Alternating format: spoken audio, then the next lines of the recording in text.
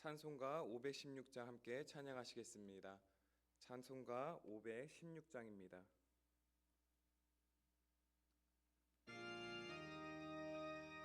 푸른 길 따르라 의의 길을, 세계 만민의 참 길을, 이 길 따라서 살 길을 온 세계에 전하세. 만 백성이 나갈 길, 어두운 밤 지나서 동튼다. 환한 빛 보아라 저 빛, 주 예수의 나라 이 땅에 고독했네 오겠네. 주 예수 따르라 승리의 주, 세계 만민이 나갈 길, 길과 진리요 참 생명, 내 창검을 부수고 다 따르라 화평화. 어두운 밤 지나고 동튼다. 환한 빛 보아라 저 빛, 주 예수의 나라 이 땅에 고독했네 오겠네. 놀라운 이 소식 알리어라. 세계 만민을 구하려 내 주 예수를 보내신 참 사랑의 하나님, 만 백성이 따를 길, 어두운 밤 지나고 동튼다. 환한 빛 보아라 저 빛, 주 예수의 나라 이 땅에 고독했네 오겠네. 고난 길에 치고 찾아온 길, 많은 백성을 구한 길, 모두 나와서 믿으면 온 세상이 마침내 이 진리에 살겠네. 어두운 밤 지나고 동튼다. 환한 빛 보아라 저 빛, 주 예수의 나라 이 땅에 고독했네 오겠네. 우리의 길이 되시는 하나님 아버지, 이 시간 주님 앞에 나올 수 있도록 인도하여 주시니 감사드립니다. 우리가 자는 동안에도 졸지도 않고 지켜주시는 은혜를 기억하며 오늘 하루의 시작을 감사로 시작할 수 있는 이 시간 되게 하여 주옵소서. 이 시간 우리의 마음을 다스려 주셔서 무엇보다 병든 우리의 영혼이 주님 안에서 쉼을 얻게 하시고 참된 평화와 기쁨으로 채워지는 이 시간 되게 하여 주옵소서. 세상의 방법과 겉면의 귀를 기울이는 것이 아니라 말씀에서 길을 찾게 하여 주시고 생명수를 마심으로 다시금 영력을 회복하여 주어진 우리의 삶의 자리를 잘 지키며 나아갈 수 있도록 인도하여 주옵소서. 이 시간 간절한 마음으로 주님 앞에 기도합니다. 우리의 모든 상황과 환경이 열리게 하여 주시고 고난 속에서도 주님의 뜻을 기다리며 인내하며 승리할 수 있는 믿음 더하여 주옵소서. 그러면 반드시 하늘의 문이 열리게 될 줄 믿습니다. 믿음으로 반응하며 은혜를 사모하는 이 시간 되게 하여 주시고 주님과 동행하는 이 시간 되게 하여 주옵소서. 예수님의 이름으로 기도드리옵나이다. 아멘. 오늘 우리에게 주시는 하나님의 말씀은 마가복음 8장 27절부터 9장 1절 말씀입니다. 마가복음 8장 27절부터 9장 1절까지 말씀입니다. 신약 66면에 있습니다.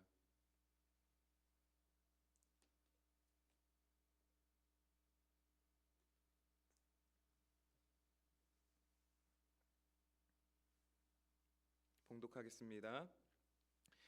예수와 제자들이 빌립보 가이사랴 여러 마을로 나가실새 길에서 제자들에게 물어 이르시되 사람들이 나를 누구라고 하느냐.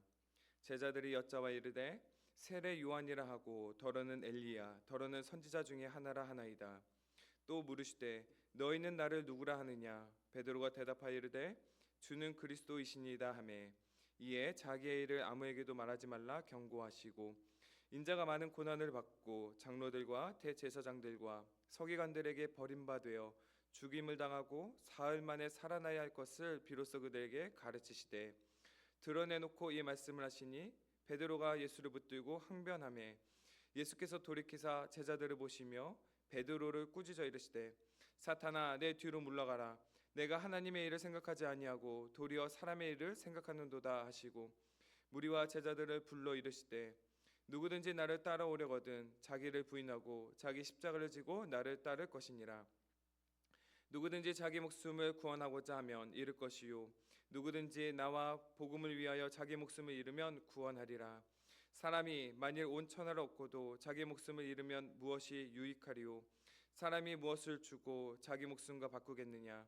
누구든지 이 음란하고 죄 많은 세대에서 나와 내 말을 부끄러워하면 인자도 아버지의 영광으로 거룩한 천사들과 함께 올 때 그 사람을 부끄러워하리라. 또 그들에게 이르시되 내가 진실로 너에게 이르노니 여기 서 있는 사람 중에는 죽기 전에 하나님의 나라가 권능으로 임하는 것을 볼 자도 있느니라 하시니라. 아멘. 우리가 흔히 말하는 38선은 군사 분계선입니다.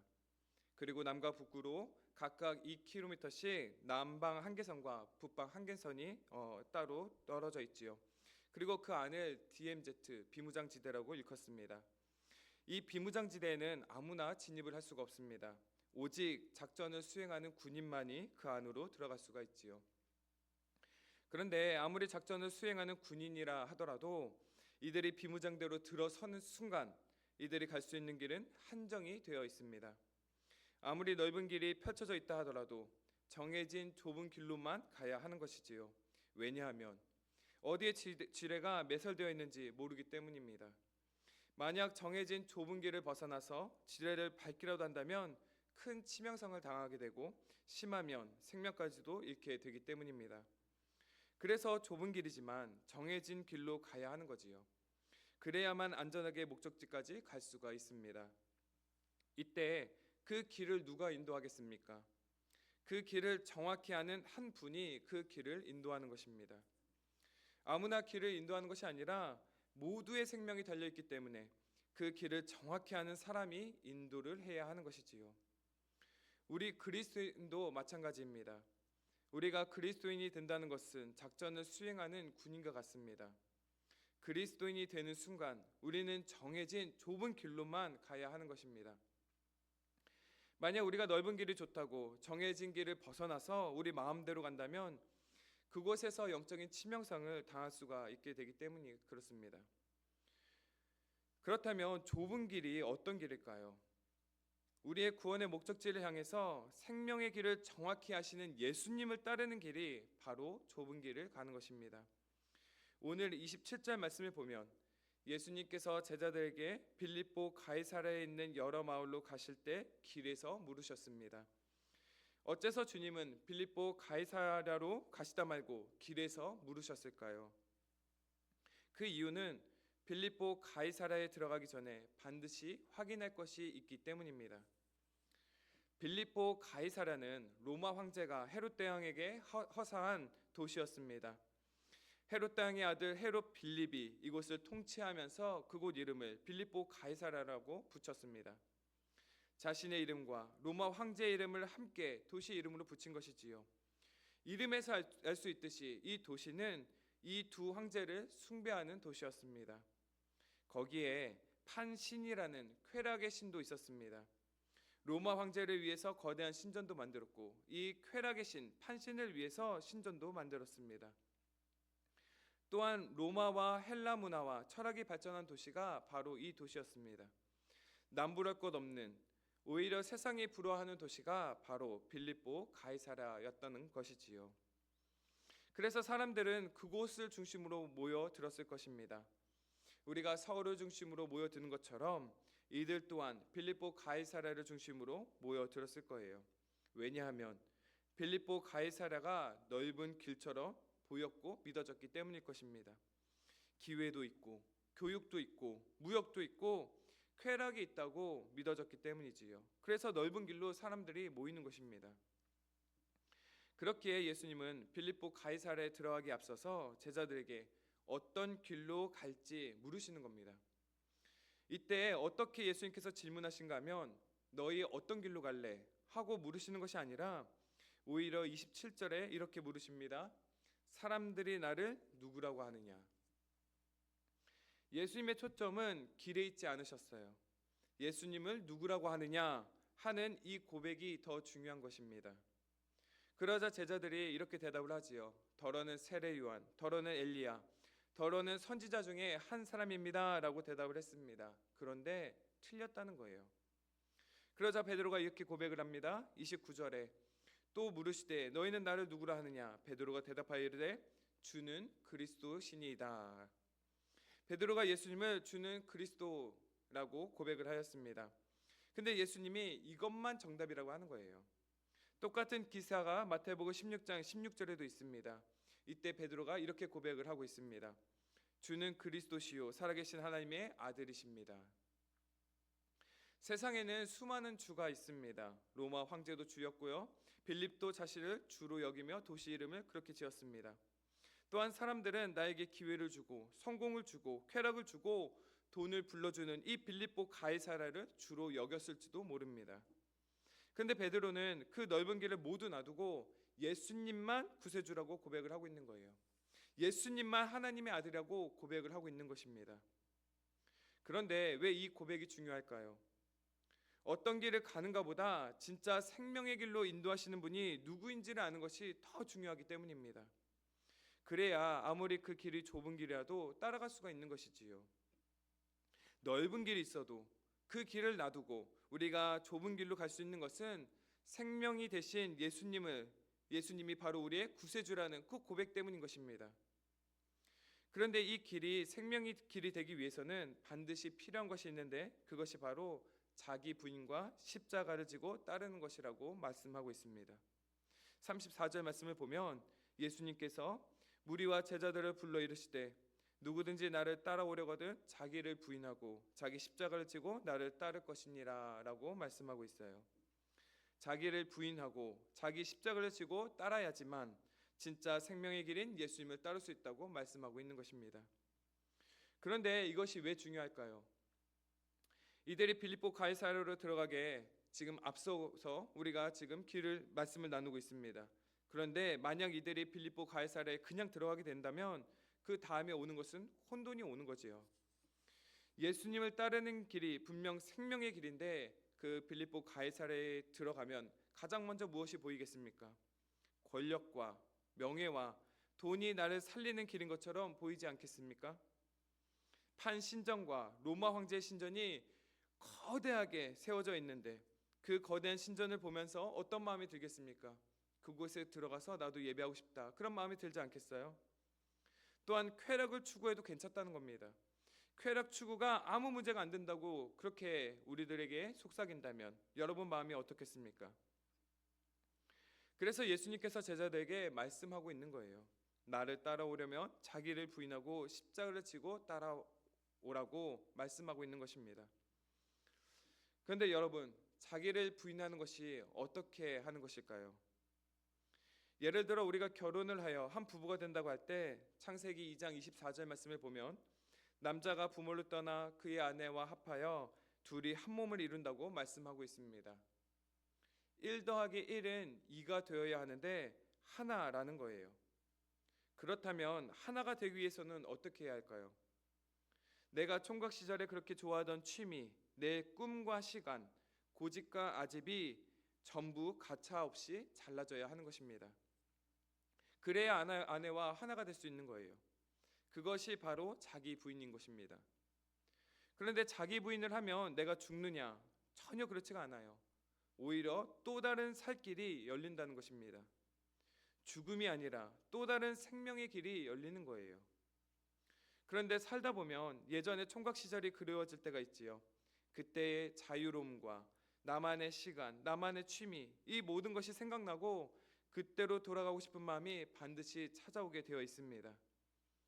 그런데 이런 생각이 들 때마다 계속해서 자기 부인을 하며 살아가는 것, 그것이 바로 십자가를 지는 삶인 것입니다. 우리가 군인이 되어서 비무장지대에 들어갔다고 가정을 해봅시다. 그러면 지뢰를 밟지 않으려면 앞서간 사람의 그 뒤만 졸졸 쫓아가야 하는 거예요. 그런데 만약 나는 그렇게 가지 않겠다, 나는 내 길을 개척하겠다, 나는 이 길로 가지 않아도 분명히 살 수 있다 라고 그런 교만으로 남들 얘기 듣지 않고 자신의 마음대로 넓은 길로 간다면 그러면 어떻게 되겠습니까? 그 자리에서 생명이 위태롭게 되는 것이지요. 그래서 계속해서 올라오는 자신의 이 교만을 부인하는 것, 이것이 바로 자기 부인인 것입니다. 그렇게 자기 부인은 너무나도 어려운 일이에요. 날마다 죽어져야 하기 때문입니다. 그런데 자신의 교만을 가차없이 잘라버리지 못하고 내가 길을 개척하겠다 하면서 나만의 교만의 길을 걸어가면 나를 믿고 뒤따라오는 모든 사람들도 함께 죽는 것입니다. 나 한 사람 때문에 모두가 함께 죽는 거예요. 내가 총각 시절로 돌아가고 싶다고 해서 아내와 자녀를 버려두고 방탕과 쾌락과 자유를 위해서 살아간다면 어떻게 되겠습니까? 그 가정은 깨어지고 마는 것이지요. 아내와 자녀에게 말할 수 없는 상처를 주는 것입니다.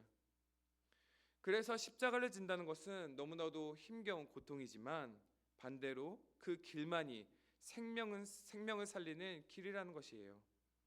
그래서 십자가는 바로 영혼 구원인 것입니다.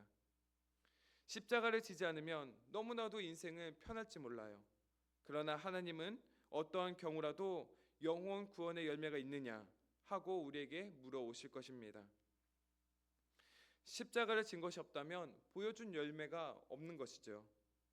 어쩌면 십자가를 진다는 것은 우리 사람의 눈에 너무 억울하고 고통스럽고 손해보는 것처럼 보이지만 그것만이 예수님을 따라 생명을 살리는 유일한 길이라는 거예요. 저는 평생 동생을 이기며 살아왔습니다. 3살 차이여서 동생을 힘으로 누르고 나이로 꼼짝 못하게 만들었어요. 그런데 제가 이기면 이길수록 동생이 순종하고 따랐는가? 전혀 그렇지 않습니다. 제가 이기려고 하면 할수록 동생은 지지 않으려고 하였어요. 그래서 제가 이런 말을 어떤 사람에게 이야기했더니 이렇게 권면해 주었습니다. 이기려면 확실히 이겨서 찍소리 못하게 만들어야 한다. 그 소리에 저는 어린 나이에 그것이 해결책처럼 여겨졌습니다. 그래서 찍소리 못하도록 동생을 만들었어요. 그랬더니 관계가 풀어지는 것이 아니라 형제 관계가 완전히 단절되어 버렸습니다. 서로 찾지도 않고 만나지도 않고 연락조차 끊어지는 그런 관계가 되어버린 것이지요. 잘못된 정보를 따라 이기면 따라올 줄 알았는데 전혀 그렇지 않다는 것입니다. 도리어 서로를 죽이는 꼴이 되어버린 것이지요. 한참 나중에서야 결혼해서 아내의 권유에 따라 동생이 좋아하는 치킨을 준비하고 동생을 초청하였습니다. 다행히 동생이 우리 집으로 찾아왔어요. 그런 동생에게 지난날의 나의 잘못에 대해서 용서를 구했습니다. 세상의 권면이나 방법이 아니라 철저하게 자기 부인으로 정직하게 동생에게 다가간 것입니다. 그러자 동생의 마음이 조금씩 열리기 시작했어요. 다른 사람은 다 한 번씩 우리 교회에 방문할 것 같지만 도저히 방문할 것 같지 않은 그 한 사람, 동생이 우리 교회에 출석하게 된 것입니다. 놀라운 변화가 일어난 것이지요. 이렇게 자신을 부인하면 나의 자존심과 체면도 함께 죽을 줄 알았는데 하나님은 또 다른 살 길이 있음을 보여주셨습니다. 사랑하는 성도 여러분, 오늘 우리가 되었다함이 없어서 여전히 생색과 교만이 올라오지만 계속해서 자기 부인을 하면서 십자가의 길을 걸어가시기 바랍니다. 그러면 9장 1절 말씀처럼 하나님의 나라가 권능으로 임하는 것을 볼 수 있다고 해요.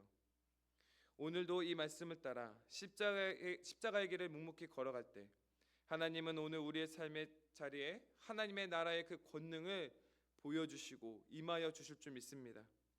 그러면 나도 살고 다른 생명도 살리는 이 십자가의 길을 우리가 온전히 따라갈 수 있는 것이지요.